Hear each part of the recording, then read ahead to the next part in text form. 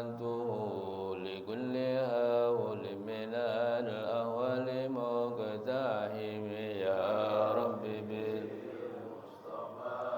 بلغ مقاصدنا واغفر لنا ما مضى يا واسع الكرم اللهم صل وسلم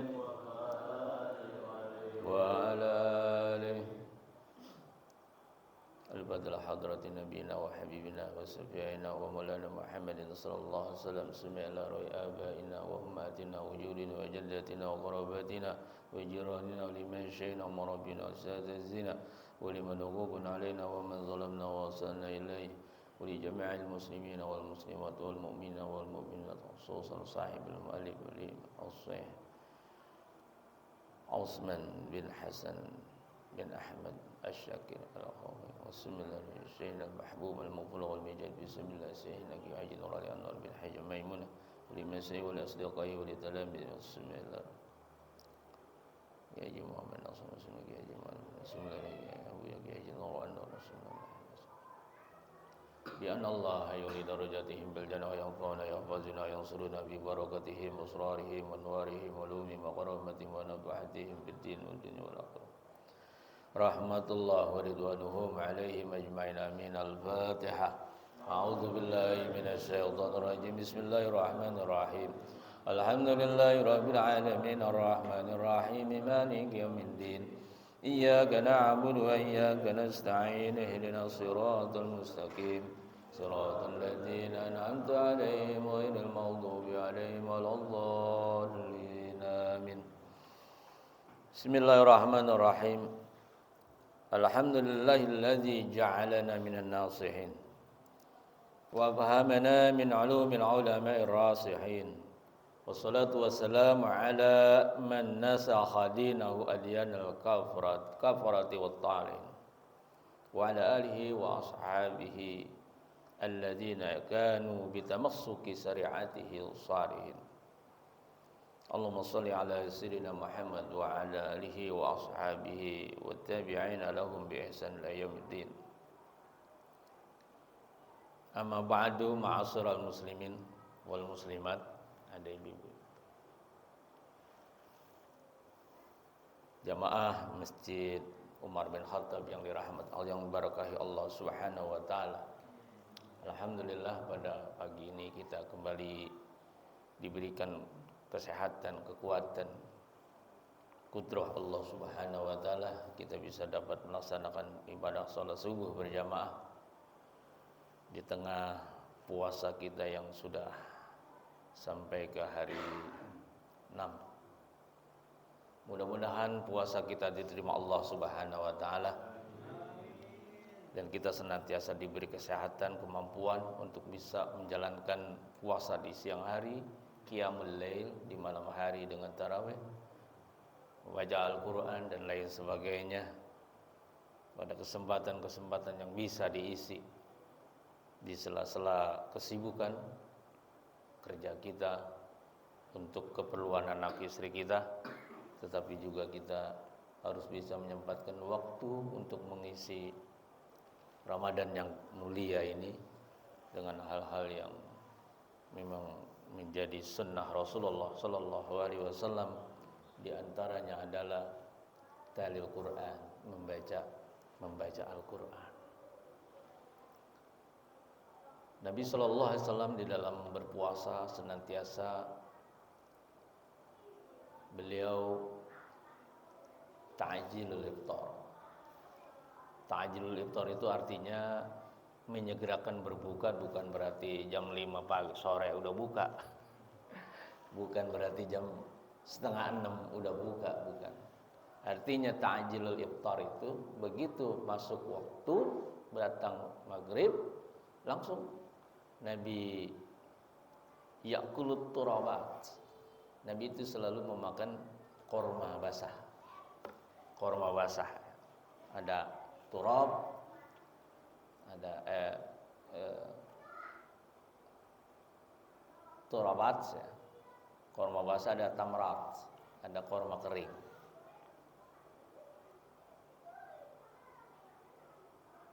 itu yang manis-manis. Kalau kita di Indonesia karena bukan negara penghasil korma, maka kita pakai kolak. Nah, iya kan? Kolak manis. Maksudnya itu yang manis-manis. Kenapa yang manis-manis? Untuk mengembalikan apa? Energi seharian dari tulu'il fajri. Begitu fajar shadiq, ya, fajar kedua, ada fajar kazib, ada fajar shadiq. Fajar shadiq itu artinya tulu'il fajri, datang waktu subuh. Nah, kita di situ sudah melakukan imsak. Imsak, menahan. Nah, kita lebih kreatif. Imsaknya kurang 10 menit dari subuh. Padahal itu tidak ada. Imsaknya itu ya mulai tulu'il fajri, datang subuh. Tapi nggak apa-apa. Supaya kita apa? Ada waktu untuk ya, persiapan, preparing. Kadang-kadang begitu imsak kurang 10 menit langsung wah. Ya. Jadi Nabi itu selalu memakan korma. Ya di kita ada korma banyak ya. Tapi kita hindari korma yang dilarang oleh MUI. Korma produksi dari mana? Israel. Ada itu di Google, silakan aja dicari. Yang aman-aman aja. Kenapa sih MUI sampai begitu? Karena mereka, Masya Allah ya, menghancur leburkan, membinasakan orang-orang yang tidak berdosa. Itu dibiayai dari apa? Dari ekonomi mereka. Salah satu ekonomi Israel itu ya korma. Korma itu ditanam di Palestina, di tanah yang dirampas. Itu produksinya dijual di Indonesia. King Dates, ada Palm, ada Jordan, ada 30 macam jenisnya ya. Kita hindari saja ya. Mudah-mudahan apa yang menjadi ikhtiar Majelis Ulama Indonesia bisa, bukan itu haram, itu makanannya halal. Korma itu halal. Tapi hasil dari usaha yang dia jual itu uangnya untuk membiayai tentara, dan tentara itu Zionis menghancurkan anak-anak kecil, wanita-wanita, orang-orang tua.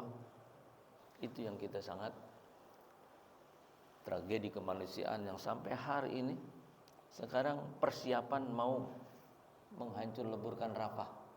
Sekarang sudah keluar suratnya dari Benyamin Netanyahu, surat perintah sprint. Ya, mudah-mudahan Allah tolong. Nasrun minallah wa fathun qarib. Mudah-mudahan Allah tolong ya, kita hanya bisa berdoa dari Indonesia.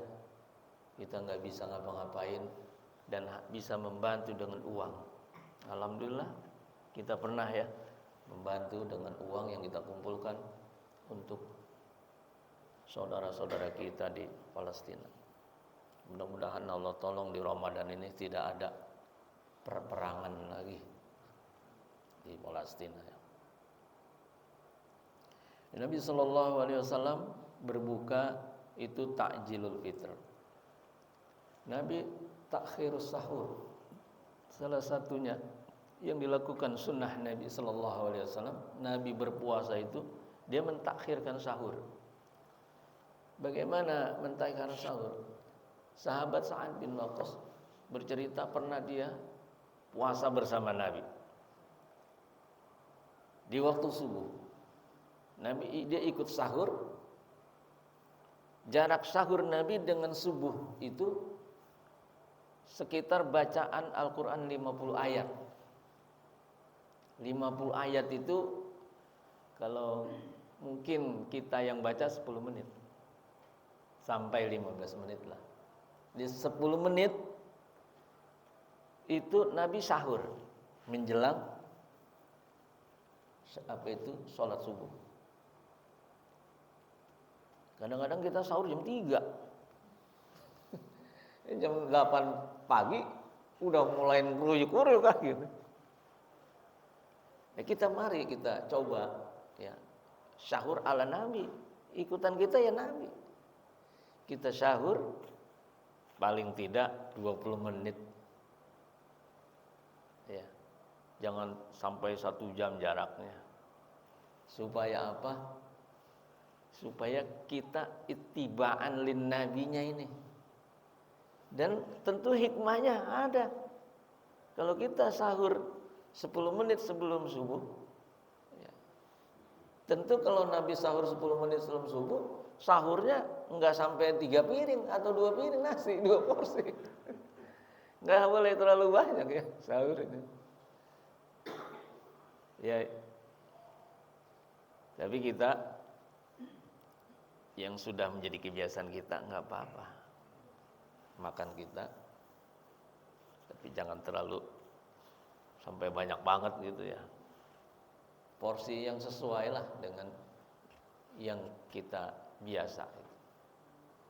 Jadi Nabi itu 50 ayat sahurnya menjelang subuh. Artinya 10 menit sampai 15 menit. Nabi kemudian di dalam Ramadan kebiasaan Nabi itu talil Quran, membaca Al-Quran. Ya. Di waktu yang bisa kita lakukan baca Quran. Dari HP bisa. Walaupun HP bukan mushaf. Tapi mustahabbahnya kita berwudu karena kita membaca ayat Quran.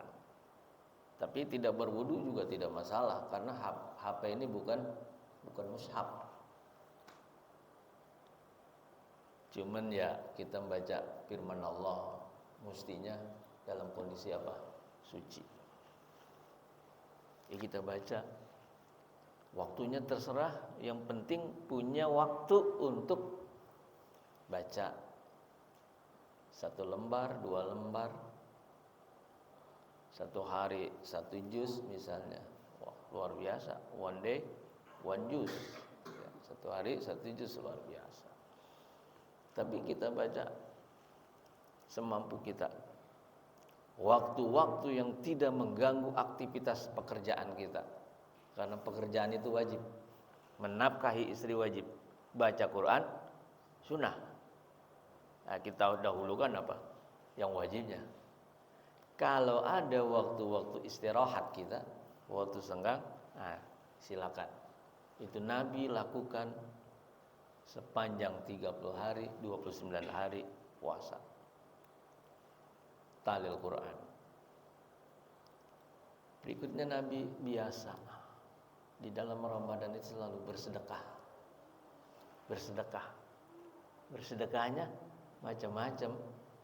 Bisa bersedekah korma ke tangga sebelah, bisa sedekah kolak ke sebelah, atau ke masjid sini kalau ada buka bersama takjilan misalnya, itu Nabi bersedekah. Kebiasaan di Ramadan Nabi lebih kencang sedekahnya. Untuk memakmurkan masjid ini butuh biaya, dan biayanya itu dari kita, dari jamaah kita. Berapapun itu kalau sudah dibiasakan ya.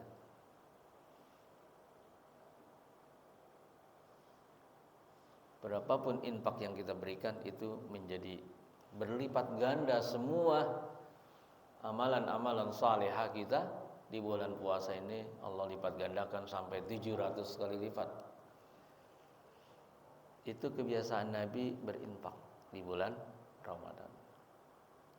Nabi juga kebiasaan, tentu bukan hanya di bulan Ramadan, tapi lebih dikencengin. Qaulaz zur, yad'u qaulaz zur. Nabi meninggalkan omongan-omongan yang kotor, omongan-omongan palsu, bohong. Ya, Nabi tidak. Imsak, kita tahan itu bukan hanya menahan mulut dari makan dan minum, tetapi menahan mulut lisan kita dari apa? Dari omongan yang menyakiti orang. Jari-jari kita jangan sampai juga terlibat di HP, nge-share hal-hal yang hoak. Hoak itu artinya tidak ada sumbernya dan itu memprovokasi sifatnya. Ini berbahaya. Wah, di sekarang ini luar biasa nih berita-berita menjelang apa? Penetapan hasil rekapitulasi tingkat nasional. Luar biasa. Kita hanya baca saja, jangan kita share. Karena sekarang kalau dulu mulut kita harimau kita gitu ya, mulutmu harimaumu. Sekarang jari-jarimu harimaumu. Ya. Kasus teman saya 1 bulan mendekam di Polres. Gara-gara apa? Nge-share doang. Nge-share tentang ya yang dianggap itu provokatif, masuk undang-undang ITE oleh pemerintah. Diciduk. Ya. Jadi hati-hati dengan apa? Jari-jari kita. Jari-jarimu harimaumu. Nabi SAW di bulan Ramadan itu meninggalkan perkataan-perkataan yang bohong, yang tidak bermanfaat. Menjaga betul. Kita harus betul-betul menjaga mulut kita, tangan kita, kaki kita dari hal-hal yang bisa merusak ibadah puasa kita, bisa merusak pahala puasa kita. Nabi SAW juga di bulan Ramadan itu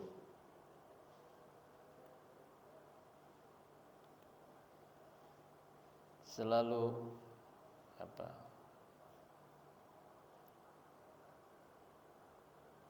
bersilaturahim. Ya, artinya silaturahminya bukan kongkok ya. Jangan sampai di bulan Ramadan kita malah berseteru, konflik dengan saudara. Jangan sampai ya. Itu qati'ur rahim, memutuskan silaturahmi itu sangat hukumnya bahkan haram ya. Jangan sampai itu terjadi, apalagi di tengah-tengah bulan puasa. Pahalanya memang dilipat gandakan sampai 700 kali, tapi maksiatnya juga dilipat gandakan juga ya. Karena itu mari kita jaga Ramadan seperti yang dilakukan juga oleh Nabi SAW kebiasaannya. Pada pagi ini kita ingin membaca kitab Duratun Nasihin. Kitab ini ditulis oleh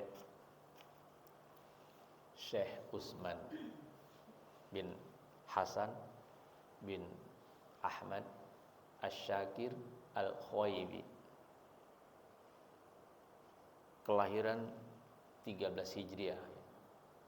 Beliau wafat tahun 1224 Hijriah. Orang berkebangsaan Konstantinopel. Konstantinopel itu sekarang Turki. Tulisan ini berangkat dari keprihatinan ketika beliau ziarah ke Maroko, bahkan di Turki sendiri, tentang orang-orang yang ngaji. Dianggap bacaan-bacaan isi pengajiannya banyak hal-hal yang dianggap kurang tepat.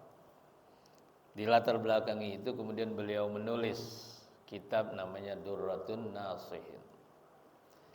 Saya ingin sedikit mengupas kitab ini. Kitab ini begitu masyhur, populer di Indonesia, di Malaysia, di India, di Turki, di Thailand. Di Indonesia tentu di pesantren-pesantren sangat masyhur Durratun Nasihin.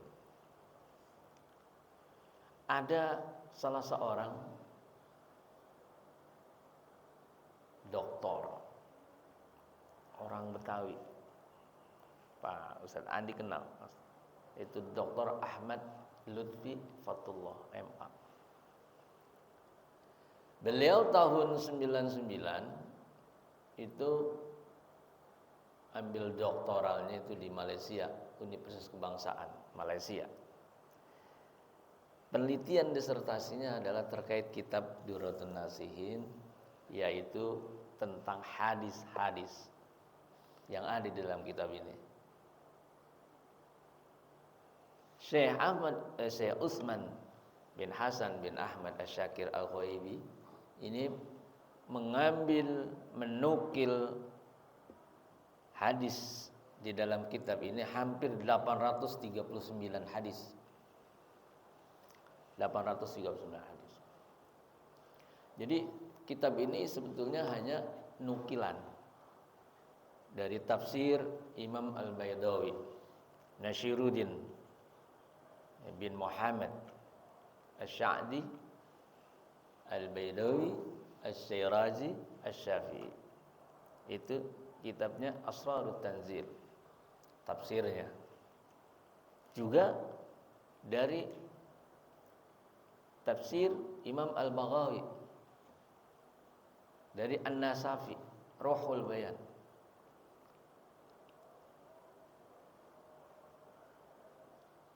Nah, hadis-hadis yang 839 hadis yang dinukil, ini penelitian Dr. Ahmad Lutfi Fatullah, Allah yarham, beliau meninggal tahun 2021.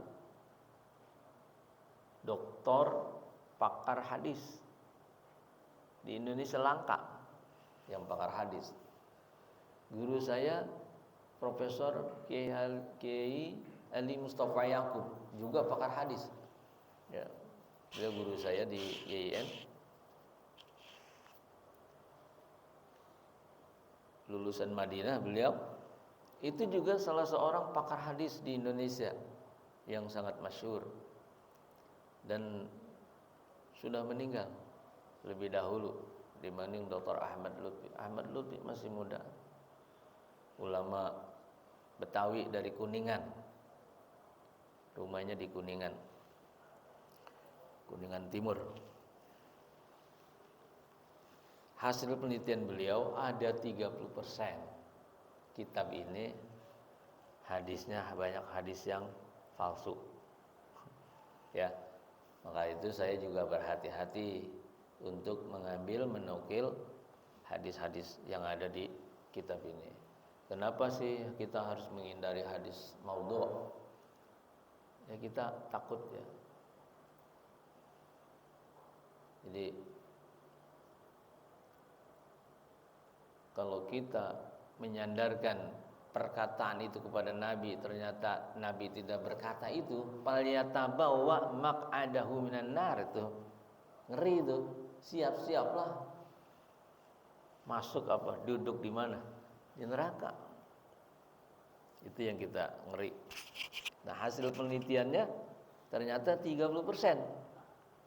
30% dari 839 hadis, hampir 250-an hadis yang ternyata maudhu'. Ada hadis dhaifnya, ada sahihnya hampir 241 hadis sahihnya. Oleh karena itu, ini saya hanya menggambarkan sedikit tentang kitab Durratun Nasihin. Bahkan Hadratus Syekh Ki Hasyim Asy'ari itu memang menganjurkan mesti jangan dibaca, hati-hati saja. Nah, saya akan juga hati-hati akan menukil hadis-hadis yang sahih saja. Beliau mengawali tulisannya tentang surah Al-Baqarah ayat 184 ya, yang masyhur ya, Syahrul Ramadan. Bismillahirrahmanirrahim. Qala al-musannif rahimallahu taala wa nafa'ana bihi wa bi ulumihi fid dharain amin.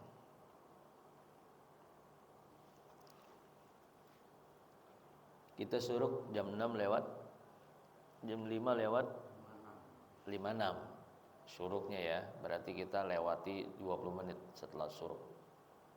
Karena waktu syuruk enggak boleh salat, waktu isyraq enggak boleh salat.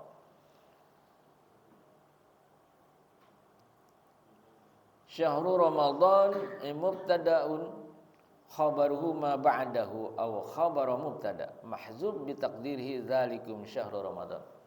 Jadi syahrul Ramadan itu asalnya dzalikum syahrul Ramadan. Dia dimuqaddarkan, dihilangkan, didomirkan, disembunyikan. Syahrul Ramadan badalun minas siyami ala hazbil mudhaf. Jadi syahrul Ramadan itu adalah badal dari as-siyam. Siyam itu artinya bulan. Syahrul Ramadan itu artinya bulan Ramadan.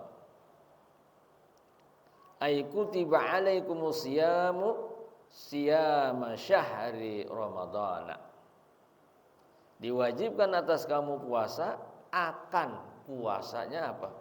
Bulan Ramadan.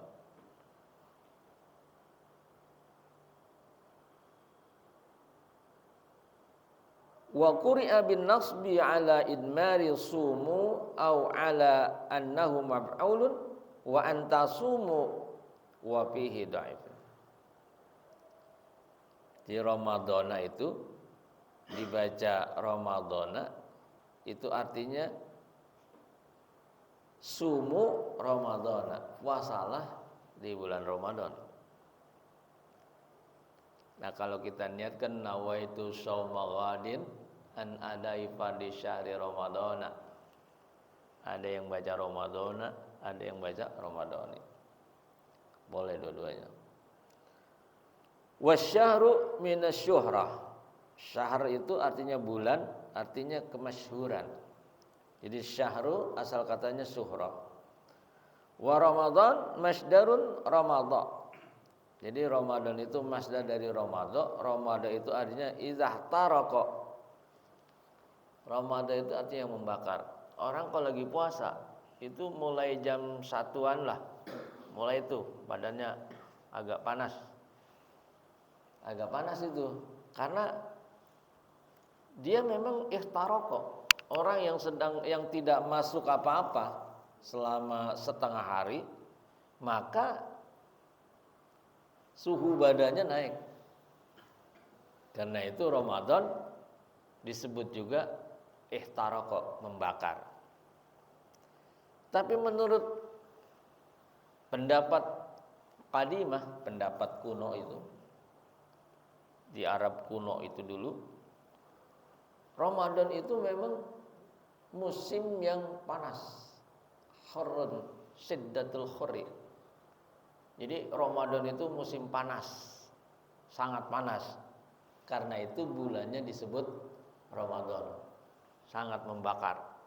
Kemaraunya ya berbeda dengan di Indonesia. Kalau di Saudi, di Timur Tengah itu panasnya kan sampai lebih dari 40 derajat. Kalau kita paling di level 20-30-an ya. Enggak panas gitu, biasa aja. Tapi kalau di sana itu panasnya memang benar panas. Makanya disebut Ramadan.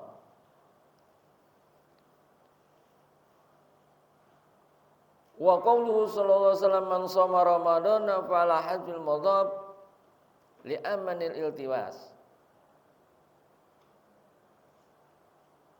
Jadi kalau ada orang ngomong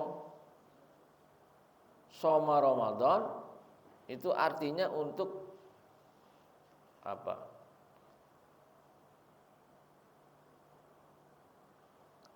Bahwa bulan itu memang Ramadan. Jadi li'amanil iltibas, meninggalkan keraguan, ya. Karena itu kalau kita niat Ramadan, itu sama dengan kita niat sholat. Sholat itu mesti ta'yinin mahsusah, mesti disebutkan Ramadannya. Nawaitu soma ghadin an adai fardhi syahri Ramadan, disebut Ramadan. Sama ketika kita sholat, niat sholat usolli fardhu zuhri, usolli fardhu asri, kita sebut zuhurnya, asarnya, maghribnya, mesti ta'yin, itu mesti. Ramadan juga sama, karena ini adalah puasa wajib, bukan puasa sunnah. Dan puasa wajib, jadi kita harus betul-betul membaca niatnya, itu mesti ada Ramadannya. Ya, jangan sampai niat kita hanya aku niat puasa besok. Mesti disebutkan Ramadannya. Jangan sampai ditinggalin tuh niat kita. Setelah sholat tarawih kan kita biasa niat, kita sebut Ramadannya. Ini mazhab Imam Syafi'i seperti itu. Mesti kita baca niat itu likulli yaumin, setiap hari. Kalau Imam Maliki memang niatnya salasina ayyam, 30 sekaligus. Tapi sekali. Nah, kita boleh enggak begitu? Boleh. Tapi jangan lupa setiap harinya juga baca. Khawatir lupa misalnya. Kita pernah niat di awal itu 30 hari selama Ramadan. Ya. Jadi ikhtiyat Imam Syafi'i, kita mesti niat tarawih, niat puasanya setiap malam. Wa innama sammuhu bidzalika imma lirtimadihim bihi min hurril ju'i wal 'atas. Ya. Disebut dia dengan istilah Ramadan karena imma lirtimadihim, ya. Karena dia membakar, ya, min hurril ju'i, dari panasnya rasa lapar. Nah, energi di tubuh kita mulai panas suhunya ketika jam 1. Nah, itu irtimad, ya, membakar tuh mulai. Wal atos, dan juga rasa haus. Haus. Karena kita manusia biasa, mesti haus kalau nggak minum-minum, pasti. Nggak ada yang nggak haus.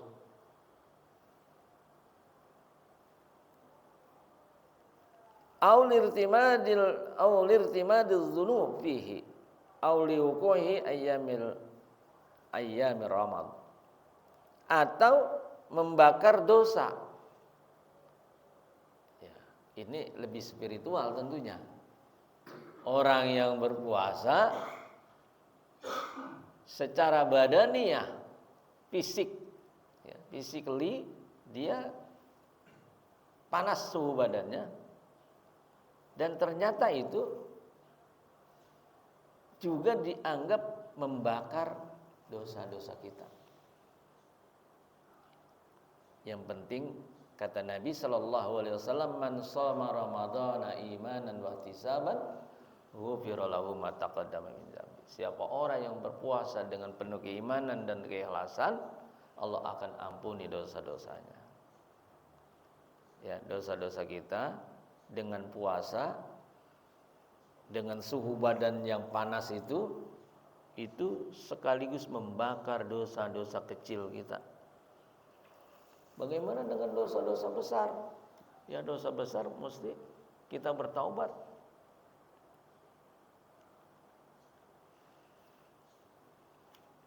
Jadi kullu bani adam khata'un wa khairul khata'i at-tawwabun. Setiap kita ini mesti punya salah, punya dosa. Sepaling-paling baik orang yang berdosa adalah orang yang bertaubat. Jadi dosa besar kita bertaubat kepada Allah dengan taubatan nasuha, dan kita iringi dengan perbuatan-perbuatan yang baik. Innal hasanat tatba'ul sayiat. Jadi kebaikan itu akan apa? Menghapus keburukan. Jadi kita selalu berbuat kebaikan, insya Allah dosa besar kita akan terhapus oleh Allah. Jadi kalau kita berpuasa itu juga lirtimadiz dzunub. Alladzi unzila fihil Qur'an. Syahrul Ramadan alladzi unzila fihil Qur'an. Di bulan Ramadan turun apa? Al-Qur'an. Ai ibtida'u fi inzalihi. Artinya mulai turunnya Al-Qur'an itu di bulan Ramadan. Wa kana zalika lailatul qadri. Dan itu terjadi pada malam Lailatul Qadar.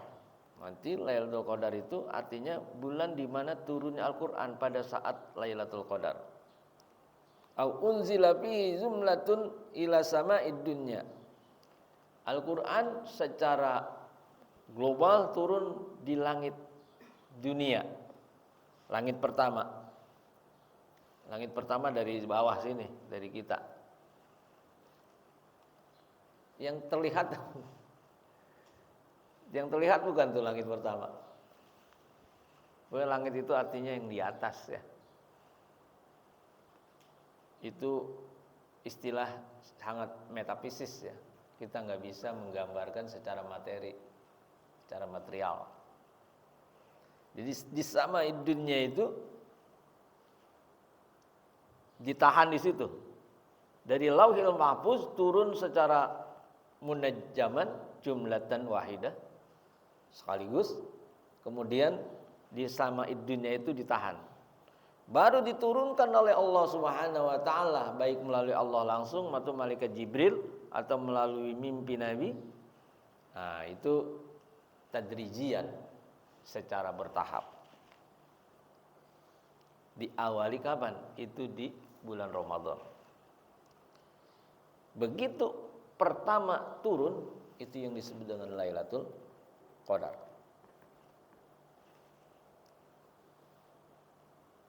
Summa nazala munajjaman ilal ardi au unzila fi sya'nil Qur'an. Ya, turun secara bertahap. Ya, setelah ada di langit pertama dunia itu, Al-Qur'an turunnya selama 23 tahun. 13 tahun di Makkah, 10 tahun di Madinah. Al-Qur'an turun.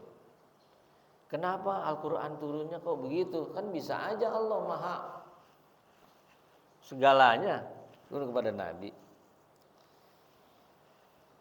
Ya, menurut para ulama itu Quran turun itu memang berangsur-angsur untuk membuat qaulan sabitan Nabi. Jadi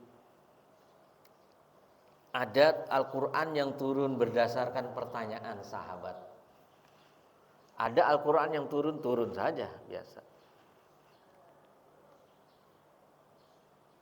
Ada pertanyaan sahabat misalnya tentang wa yas'alunaka 'anil mahid. Mereka bertanya tentang haid. Kata Allah dalam lanjutan ayat itu, kul huwa adza. Itu adalah penyakit. Tapi itu yang ditanyakan haidnya itu ternyata isim makan, mahid. Dulu sebelum Islam, orang-orang baik orang Nasrani maupun Yahudi itu memperlakukan perempuan yang haid itu seperti binatang. mereka dianggap membawa sial,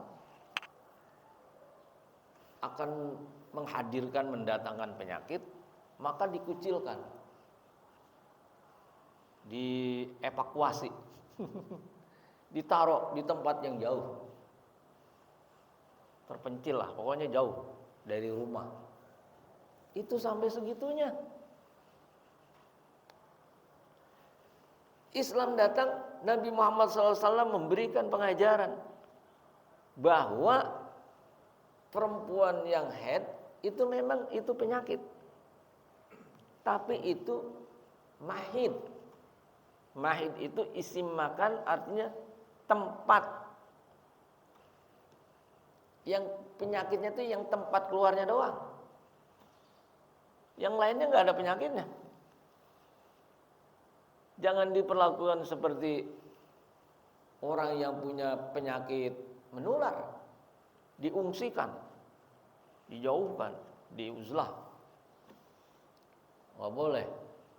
Nah, jadi kata Nabi, ya, kalau istri-istri kamu haid, jangan didatengin mahidnya itu, jangan didatengin bahasanya.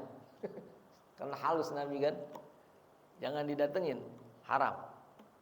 Tapi di selain itu boleh didatengin. Sama istri yang sedang haid 15 hari paling lama. Ada yang 1 hari, yang 15 hari kan melanggar pala sebagai suami. Ya dikasih ya bagian-bagian lainnya atas-atas begitu. Supaya tersalurkan dikit mah. Itu sampai di situ. Karena mahidnya itu bukan di situ. Masa mukanya mahid juga? Mukanya penyakit juga enggak. Boleh kita sentuh, kita cium. Yang penting tidak didatengin mahidnya tadi. Tempat apa? Keluarnya haid. Jangan, itu haram. Nah itu memperlakukan perempuan dalam Islam luar biasa. Pada zaman di mana sebelumnya itu mereka seperti barang. Perempuan itu dikucilkan. Bayangin masa istri dikucilin, ditaruh di tempat jauh.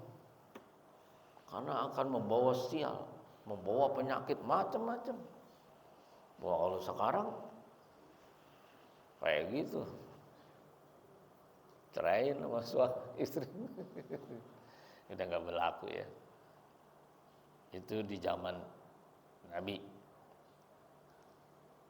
Kalau di Indonesia zaman itu 1445 tahun yang lalu di Indonesia nggak tahu udah, karena kita juga belum tahu. Hah?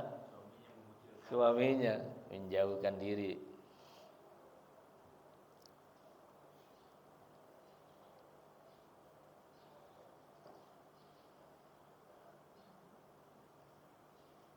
Kutiba alaikumus syiyam, diwajibkan berpuasa. Wa anin nabi nuzilat suhuf Ibrahim, ya. Jadi pada bulan Ramadan itu juga turun suhuf Ibrahim alaihi salatu wassalam. Dalam surah Al-A'la kan ada. Inna hadza lafis suhuf Ibrahim wa Musa.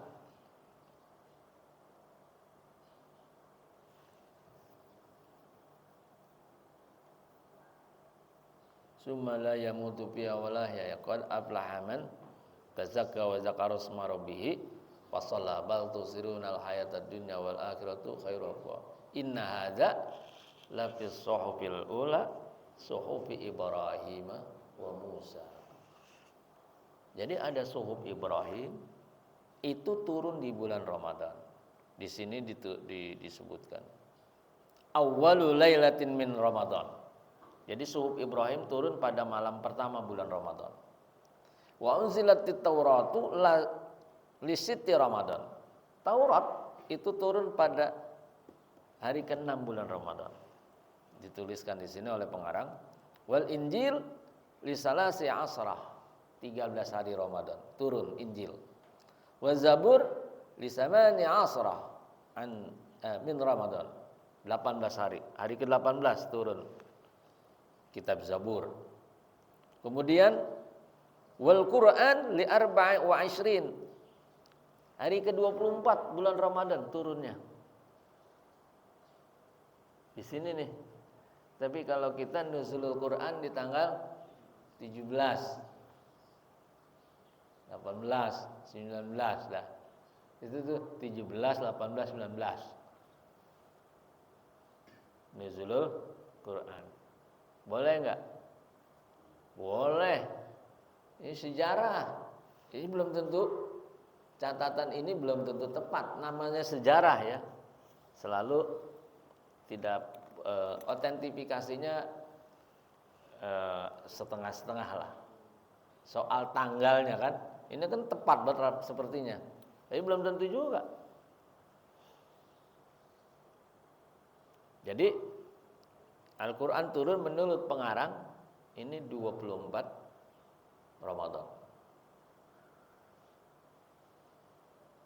Wal mausul bi silatihi khabar mubtada aw sifati wal khabar faman syahida wa alqa wal fa'u li wasfil mubtada bima tadammanu ma'na syarti wa fihi isy'arun bi anna al inzal fihi sababu ihtisasihi bi wujubi shaumi fihi.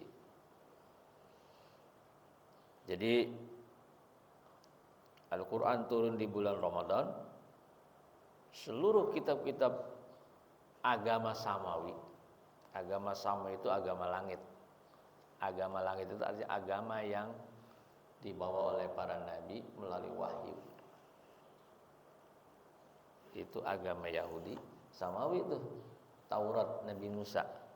Agama Nasrani Nabi Isa dengan Injilnya itu samawi. Zabur Nabi Daud itu Yahudi. Zabur itu sebetulnya syair, nyanyian aja. Zabur, Talmud. Ya, itu Nabi Daud kalau lagi membaca Zabur, burung berhenti. Pada berhenti burung di atas. Pengen apa? Pengen dengerin suara Nabi Daud.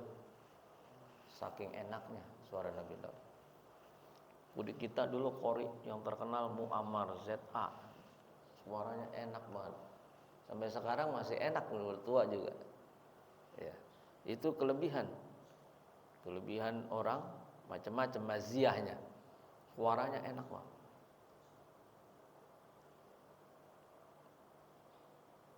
Ya, jadi kekhususan Ramadan itu menjadi wajibnya puasa. Ya, kutiba itu diwajibkan. Hudal linnasi wa bayyinatin minal huda wal furqan. Hudal linnas, Al-Qur'an itu menjadi petunjuk. Al-Qur'an itu petunjuk bagi kita, ya, bagi orang yang ingin mengambil pelajaran darinya. Kenapa linnas? Tidak lil iman. Linnas itu artinya umum, siapa saja. Seorang Maurice Bucaille ini orang berkebangsaan Prancis. Tadinya dia seorang Kristiani. Dia melakukan penelitian di dalam Al-Quran terkait reproduksi manusia. Ayatnya itu yang min nutfah, kemudian mudghah, alaqah, tentang reproduksi manusia diteliti oleh Maurice Bucaille. Ternyata Al-Quran luar biasa. Al-Quran menggambarkan reproduksi manusia di mana Nabi nggak pernah tahu, nggak pernah belajar, tapi kok tahu. Ini menggambarkan bahwa Al-Quran memang bukan dari Nabi Muhammad. Bahwa Al-Quran ini memang Allah yang menciptakan, Allah yang memberikan sekalian kepada Nabi. Bagaimana Nabi tahu akan kalahnya Romawi, Bizantium? Dulu ada negara superpower Persia dengan Romawi. Persia dikalahkan oleh Romawi. Dalam surah Ar-Rum, "Ghulibatir Rum fi adnal ardi." Romawi mengalahkan Persia. Itu Nabi nggak tahu. Tapi sejarah itu disebutkan di dalam Al-Qur'an. Bagaimana misalnya tentang sejarah Nabi Musa, tentang Fir'aun yang akhirnya sampai hari ini mayatnya bisa dilihat oleh manusia.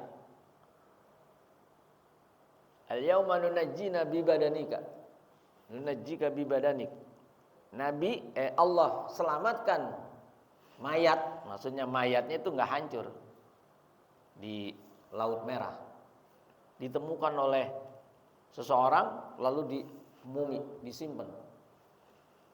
Ya. Ada di guha. Di guha itu lalu ditemukan oleh keturunan Ramses, raja-raja Firaun, lalu di mumi. Itu kan Nabi nggak pernah tahu.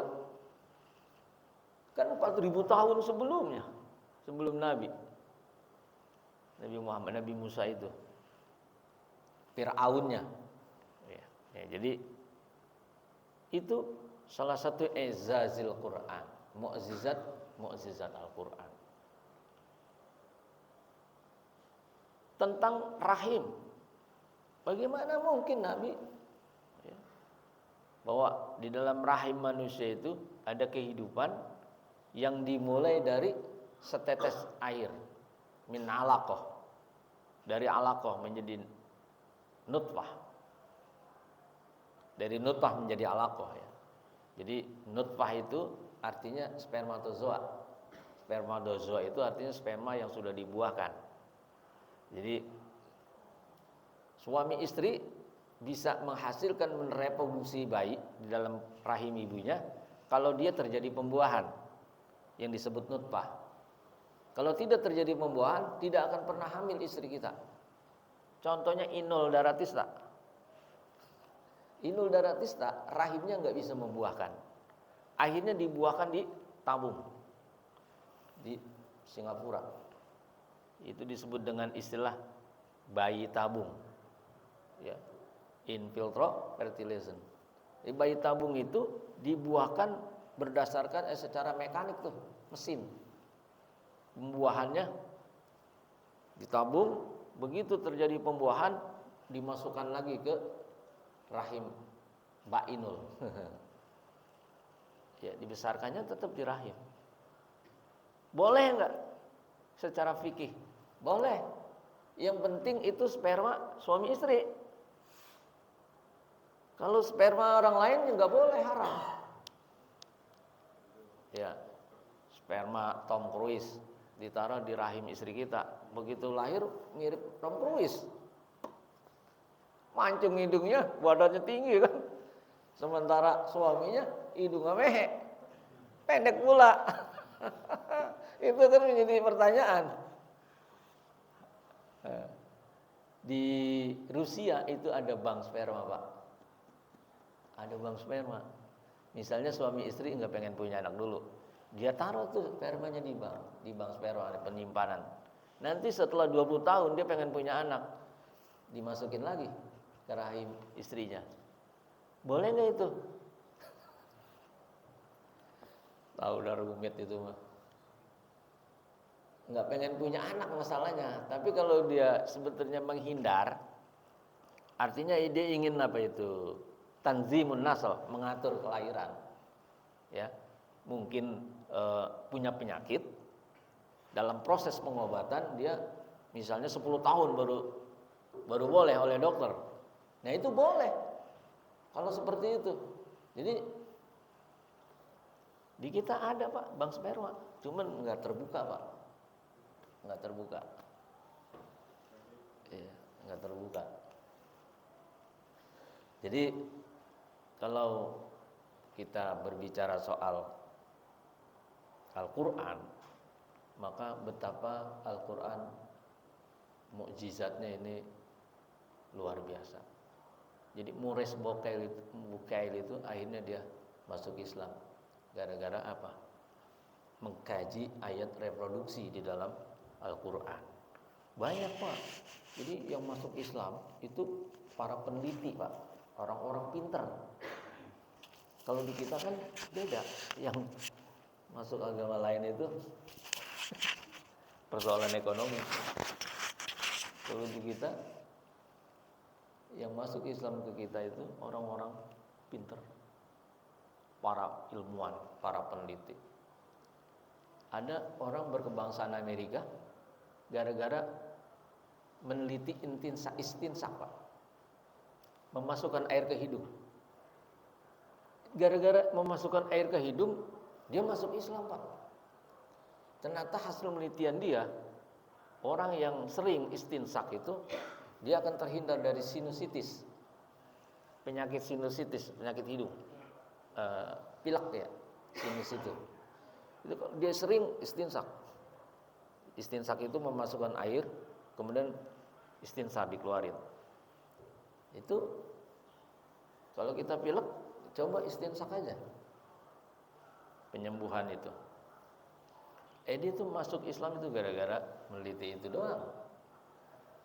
Masih banyak lagi yang mereka betul-betul bisa ya, mendapat hidayah tentu saja ya dari Allah Subhanahu wa taala.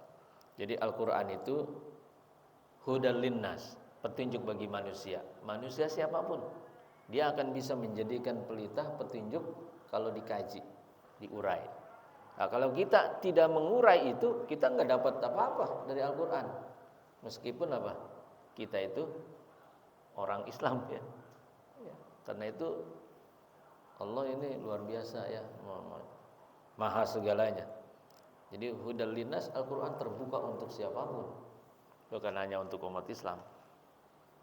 Wa bayyinatin minal huda wal furqan, dan Al-Quran menjelaskan tentang petunjuk dan pembeda antara yang hak dengan yang batil.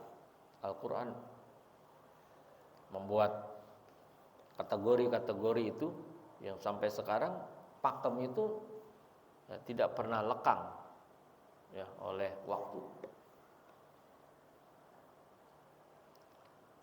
Demikian ya penjelasan ayat tentang Syahrul Ramadan. Jadi Al-Quran itu diturunkan untuk memberikan hidayat kepada manusia. Dan manusia kalau ingin mendalami, maka di situ akan muncul i'jaznya. Kita tidak akan mampu melawan itu.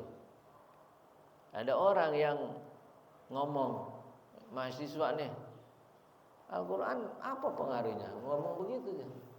Dia mengukur dirinya dengan orang lain, padahal dia nggak mampu.